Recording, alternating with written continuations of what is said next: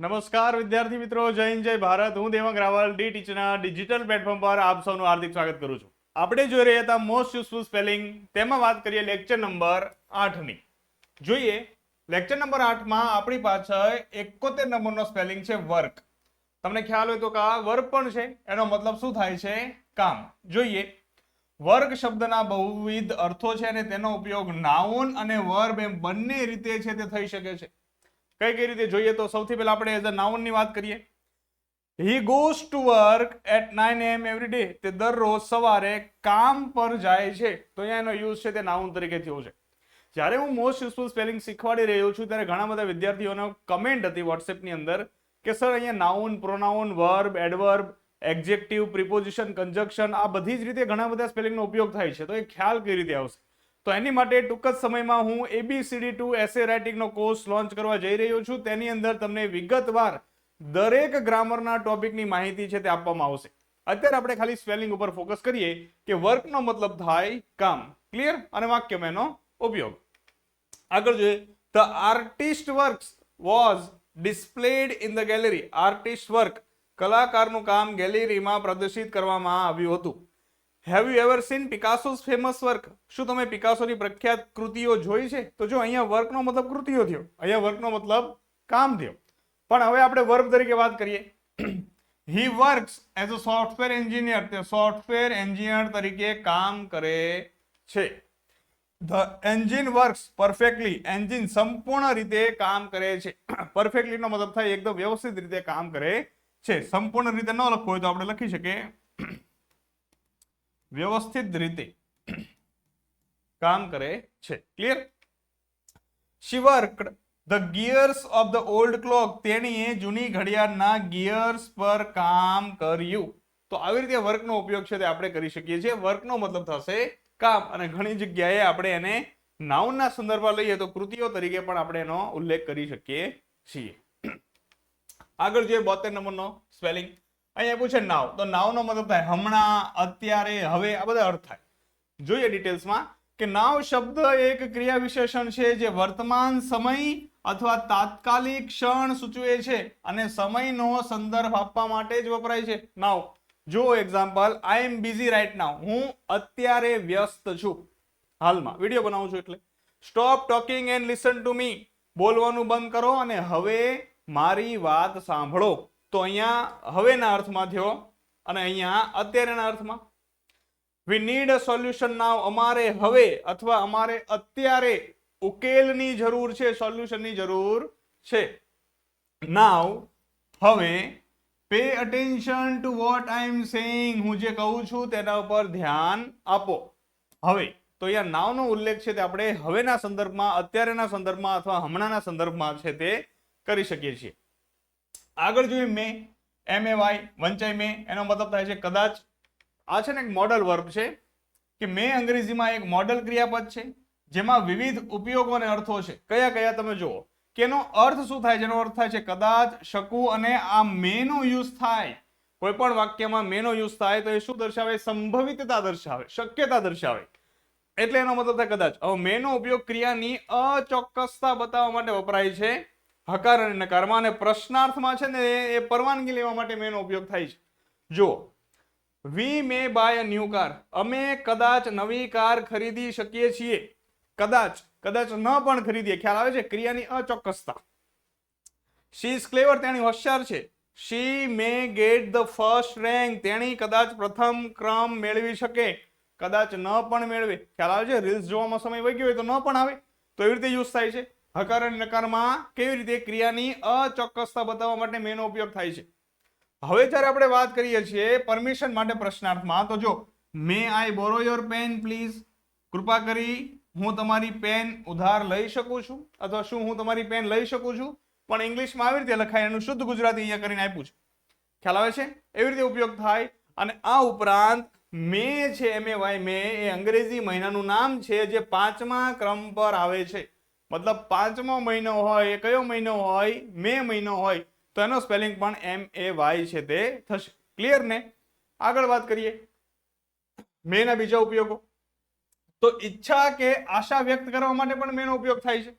કઈ રીતે? જો મે you have a wonderful birthday, તમારો જન્મદિવસ અદ્ભુત રહે, આપણી ઈચ્છા છે બધાને.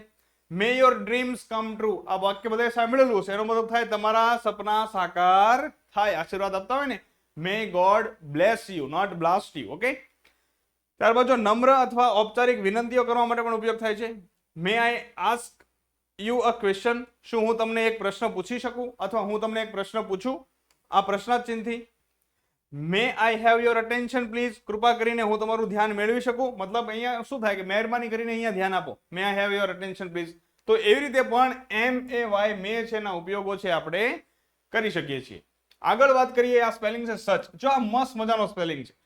આ આપણે જ્યારે વાંચતા હોય ત્યારે ઘણી બધી વાર આવે છે, પણ આપણે એનો ઉપયોગ ન ખબર હોય તો આપણે થોડા કન્ફ્યુઝ થઈ જઈએ છીએ, એટલે ધ્યાનથી જુઓ.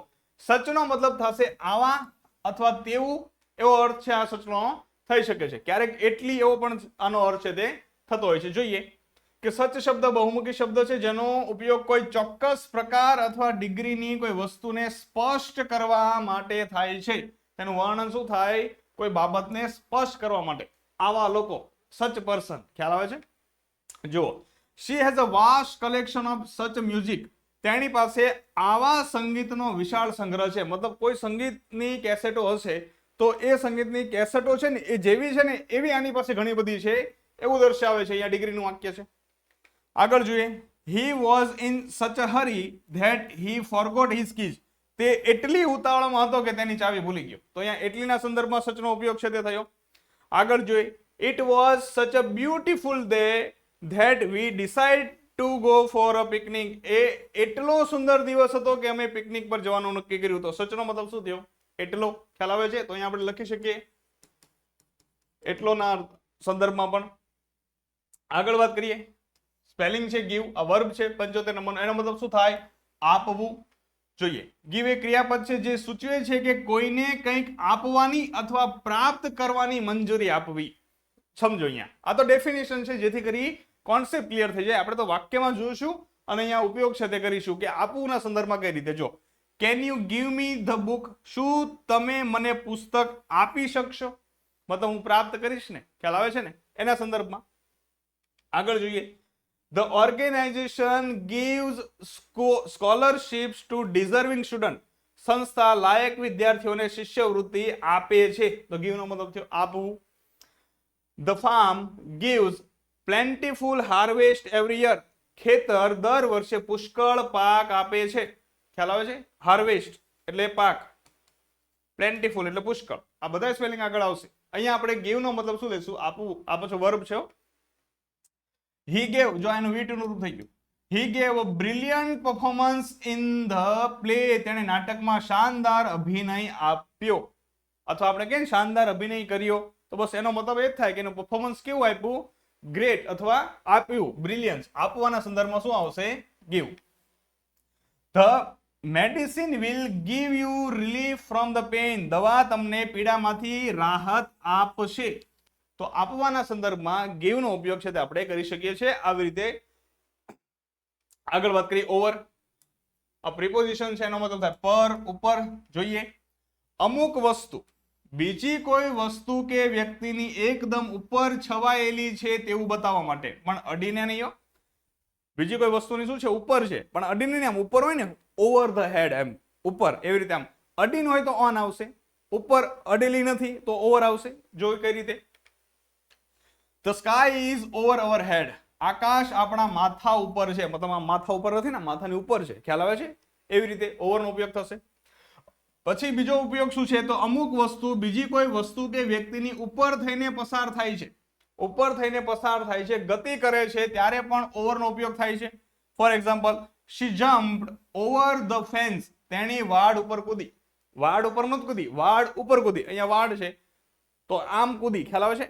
આમ નથી કૂદી. આવી રીતે ઉપર થઈને જાય ત્યારે પણ ગતિમાં હોય તો ઓવરનો ઉપયોગ છે તે કરી શકીએ. પછી પૂર્ણતા અથવા નિષ્કર્ષ સૂચવવા માટે, મતલબ કોઈ બાબતનું આપણે અંત લાવવો હોય તો જો the meeting is over, meeting પૂરી થઈ ગઈ, તો ઓવરનો ઉપયોગ છે એવી રીતે પણ કરી શકાય છે. આગળ જોઈએ ઓવરના ઉપયોગો, કે સમય પસાર થતો હોય એવું વ્યક્ત કરવું હોય તો પણ આપણે એનો ઉપયોગ કરી શકીએ છીએ.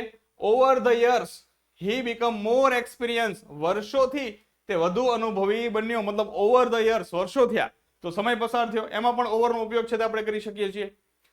આગળ જોઈએ, નિયંત્રણ અથવા સત્તા દર્શાવવા માટે કોઈ નિયંત્રણ લેતું હોય તો પણ ટેક ઓવર નથી કહેતા. He has taken over as the new manager હશે, ઓકે, ન્યૂ મેનેજર, તેમણે નવા પ્રબંધક તરીકે કાર્યભાર સંભાળ્યો. તો ઓવર, ટેક ઓવર કરી લીધું, ખ્યાલ આવે છે. પછી હેન્ડ ઓવર છે, આ બધાય છે એને પ્રિપોઝિશન ફેસ કહેવાય, જે આપણે આગળ ડિટેલ્સમાં શીખવાના છીએ. અહીંયા આપણે ઓવરનો મતલબ છે તે પર અથવા ઉપર, પણ અડીને નહીં. એ ઉપરાંત ઘણા બધા જગ્યાએ એનો ઉપયોગ છે તે થતો હોય છે. પછી જો પુનરાવર્તન દર્શાવવા માટે, ચાલુ રાખવા માટે, કઈ રીતે? જો she reads the same book over and over. અહીંયા ઓવર એન્ડ ઓવરનો મતલબ શું થાય? વારંવાર, કે એકની એક બુક એને વારંવાર વાંચી. તો અહીંયા ઓવર એન્ડ ઓવરનો મતલબ શું થશે? વારંવાર. ખ્યાલ આવે છે ને? તો આ હતો ઓવરનો યુઝ.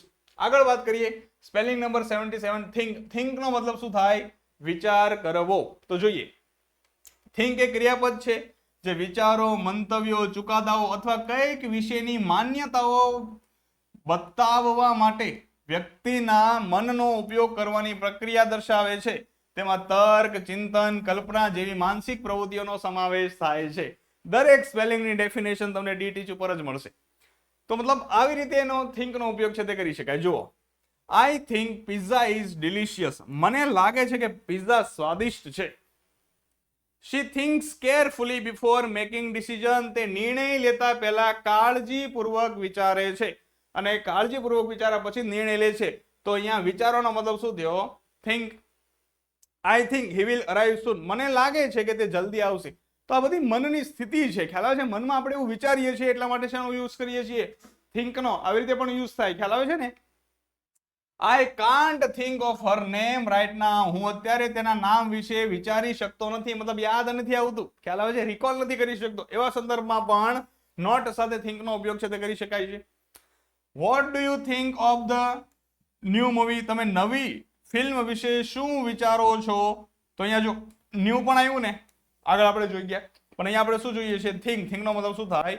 વિચાર કરવો. તો આવી રીતે છે દરેક સ્પેલિંગનો યુઝ છે તે આપણે ડિટેલ્સમાં જોઈ રહ્યા છીએ, એટલા માટે વિડીયોને અંત સુધી જોજો. ફાઇલ તો તમને મળી જશે કે સીધે સીધું વાંચી જશો. જો તમે એડવાન્સ ગ્રામર ઉપર પહોંચી ગયા હોય તો સીધી ફાઇલ વાંચો. બેઝિકથી શરૂઆત કરતા હોય તો દરેક સ્પેલિંગને સમજો, કારણ કે જ્યારે અંગ્રેજી બોલો ને ત્યારે જે વાક્ય બોલો છો ને એના આધાર ઉપર દરેક સ્પેલિંગનો અલગ અલગ મતલબ છે તે થતો હોય છે. આગળ જોઈએ, he is thinking about his future career. તે તેની ભાવિ કારકિર્દી વિશે વિચાર કરી રહ્યો છે. તો આવી રીતે પણ એનો ઉપયોગ થાય છે. તો અહીંયા થિંકનો મતલબ થાય લાગે છે, ને અહીંયા થિંકનો મતલબ થાય વિચાર કરવો. ખ્યાલ આવે છે ને? આ બધી શું છે? મનની સ્થિતિ. એટલા માટે સ્પેલિંગને શાંતિથી અને ડિટેલ્સમાં સમજજો, જેથી કરી જેટલી તમારી વોકેબ્યુલરી પાકી થઈ જશે એટલી તમારી ઇંગ્લિશ ઉપર પકડ છે તે મજબૂત બનશે. આગળ વાત કરીએ, અહીંયા છે મોસ્ટ. તો મોસ્ટનો મતલબ થાય વધારેમાં વધારે અથવા સૌથી, પછી સૌથી વધારે. ખ્યાલ આવે છે? આ બધા ઉપયોગ છે એના ગુજરાતીમાં આપણે કરતા હોઈએ છીએ. જોઈએ, મોસ્ટ એક વિશેષણ, ક્રિયા વિશેષણ છે જેનો ઉપયોગ કોઈ વસ્તુની સૌથી મોટી રકમ, ડિગ્રી અથવા હદ દર્શાવવા માટે થાય છે. તેનો ઉપયોગ ઘણીવાર જૂથની અંદર બહુવિધ વસ્તુઓ અથવા વ્યક્તિઓની તુલના કરવા માટે પણ આનો ઉપયોગ થાય છે. ડિગ્રીની અંદર આવે છે, સુપરલેટિવ ડિગ્રીની અંદર મોસ્ટ, એટલા માટે કીધું છે. તુલના કરવા માટે પણ થાય છે. તો એને એડજેક્ટિવ રીતે વિશેષણ અને ક્રિયા વિશેષણ જોયું ને, તો એડજેક્ટિવનો મતલબ થાય વિશેષણ, ને ક્રિયા વિશેષણ એટલે એડવર્બ. તો એડજેક્ટિવ તરીકે જોઈએ, she is the most talented singer in the group. તે જૂથની સૌથી પ્રતિભાશાળી ગાયિકા છે. પ્રતિભાશાળી, મોસ્ટ શું છે? ટેલેન્ટેડ છે, એડજેક્ટિવ. કોણ? તેણી. તો આ તેણી એટલે નામ, અને નામના અર્થમાં વધારો કર્યો. તેણી ટેલેન્ટેડ છે, પણ કેવી? સૌથી વધારે. તો નામના અર્થમાં વધારો કર્યો એટલા માટે શું કહેવાય? એડજેક્ટિવ કહેવાય. આ બધી બાબત છે તમને એબીસી ટુ એસે રાઇટિંગના કોર્સની અંદર છે તે ડિટેલ્સમાં જોવા મળશે. Most people prefer to sleep at night. મોટા ભાગના લોકો રાત્રે સુવાનું પસંદ કરે છે. તો અહીંયા મોસ્ટનો મતલબ શું થયો? મોટા ભાગના. He drank the most water after exercise. તેણે કસરત કર્યા પછી સૌથી વધુ પાણી પીધું. તો અહીંયા એનો મતલબ થયો સૌથી વધુ. ખ્યાલ આવે છે? આ દરેક બાબતે આપણે મોસ્ટનો ઉપયોગ કરી શકીએ છીએ, એ હું તમને દર્શાવવા માંગુ છું. આગળ જોઈએ, એડવર્બ તરીકે, she worked most diligently on her project. તેણીએ તેના પ્રોજેક્ટ પર ખૂબ જ ખંતથી છે તે કામ કર્યું. તો અહીંયા મોસ્ટનો ઉપયોગ શું કર્યો? ખૂબ જ ખંતથી, ખૂબ જ. He is most grateful for your help. તે તમારી મદદ માટે સૌથી વધુ આભારી છે. તો આવી રીતે છે આપણે મોસ્ટનો ઉપયોગ છે તે કરી શકીએ છીએ. ત્યારબાદ વાત કરીએ ઇવન. ઇવનનો મતલબ થાય પણ પછી એક ઓડ એન્ડ ઇવન આવે ને, એકી નંબર હોય એ. તો જોઈએ, ઇવન એ અંગ્રેજીમાં બહુમુખી ક્રિયા વિશેષણ છે જેનો ઉપયોગ વાક્યની અંદર માહિતી પર ભાર મૂકવા, સંતુલિત કરવા અથવા વિપરીત માહિતી આપવા માટે કરી શકાય છે. એનો મતલબ મોટે ભાગે શું થાય છે? પણ. She likes pizza and he even likes pizza. તેણીને પિઝા ગમે છે અને તેને પણ પિઝા ગમે છે. He couldn't even lift the lightest weight. તે સૌથી ઓછું વજન પણ ઉપાડી શકતો ન હતો. તો અહીંયા પિઝા ખાખા કર્યા એટલે વજન ઉપડે નહીં, એની માટે તો રોટલી ને શાક જ જોઈએ. It was so cold that even the plants froze. એટલી ઠંડી હતી કે છોડ પણ થ્રીજી ગયા. ઇવન નો મતલબ શું કરીએ છીએ? પણ. ખ્યાલ આવે છે? આગળ ઓલ્સો નો મતલબ પણ તરીકે કરતા હતા, તો એને પણ તમારે ડિટેલ્સમાં જોવાનું છે. He treated everyone equally, even his critics. તેણે દરેક સાથે સમાન રીતે વર્તન કર્યું, વર્ત્યા. તેના ટીકાકારો સાથે પણ, બધા સાથે. એટલે even I didn't even receive a thank you note. આટલી બધી મહેનત કર્યા પછી મને આભારની એક પણ નોંધ મળી નહીં. મતલબ કોઈ થેન્ક યુ પણ કીધું નહીં. એના મતલબની અંદર પણ અહીંયા છે ને ઇવન નો ઉપયોગ છે તે થાય છે. ક્લિયર થાય છે ને? આગળ વાત કરીએ. ફાઇન્ડ.